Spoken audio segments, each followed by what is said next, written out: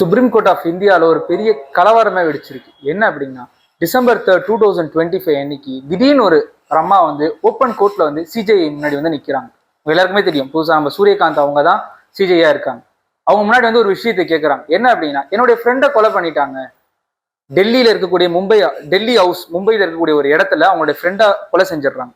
அதுக்கு FIR file பண்ணலன்னு சொல்லி இவங்க ஓப்பன் கோர்ட்ல வந்து she is also an advocate. ஆனா ஓப்பன் கோர்ட்ல வந்து ஒரு ஜட்ஜு முன்னாடி என் ஃப்ரெண்டை கொலை செஞ்சுட்டாங்க, அவங்க ஒரு எஃப்ஐஆர் கூட ஃபைல் பண்ணல, நீங்க தான் எனக்கு நீதி தரணுன்ற மாதிரி சொல்லி ஒரு டிராமாட்டிக்கான ஒரு பெரிய ஒரு விஷயம் அங்கே நடக்குது. இதை பார்த்த சிஜிஐ அவங்க என்ன சொல்றாங்கன்னா, இந்த மாதிரிலாம் பண்ணக்கூடாது, நீங்களும் ஒரு அட்வொகேட் தான், உங்களுக்கு ப்ரொசீஜர் தெரியும், ப்ராப்பரா ஒரு பெட்டிஷன் ஃபைல் பண்ணுங்க. ஃபைல் பண்ணக்கு அப்புறம் தான் நீங்க எந்த ஒரு இதனால எடுக்க முடியும், எந்த ஒரு ரெஸ்பான்ஸ்னா நம்ம அப்பதான் பண்ண முடியும். நீங்க அதுக்கு முன்னாடி இதெல்லாம் செய்யக்கூடாது அப்படின்னு சொல்லி அவங்க எவ்வளவு விஷயங்களை சொல்றாங்க. அந்த மாதிரி கேட்கவே இல்லை. ரொம்ப ரொம்ப ஒரு கையாசா அங்கே மாறிடுச்சு. இதுக்கிடையில தான் என்ன பண்ணாங்க சிஜிஐ அப்படின்னா, அங்க இருக்க எஸ்கார்ட்ஸ் சொல்லி அங்க இருந்து அவங்கள வெளியேற்றினாங்க, எக்ஸ்பெல் பண்ணாங்க.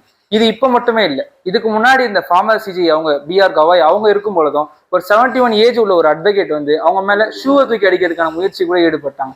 இதுல இருந்து ஒரு கேள்வி என்ன வருதுன்னா, ஒரு சுப்ரீம் கோர்ட்டினுடைய டெக்கோரம் எப்படி இருக்கணும், ஒரு கோர்ட் ஹால்ல எப்படி அதோட டெக்கோரம் இருக்கணும் அப்படின்ற ஒரு கேள்வி வருது. ஏன்னா மக்கள் எல்லாருமே அந்த இடத்துக்கு தான் நீதியை தேடி வராங்க. ஆனா அந்த இடத்துலயே ஒரு டெக்கோரம் இல்லை அப்படின்னு சொல்லும்போது மக்களுக்கு ஒரு கேள்வி ஏற்படுது. இதை பத்தி உங்களுக்கு கருத்துக்களை கமெண்ட்ல சொல்லுங்க.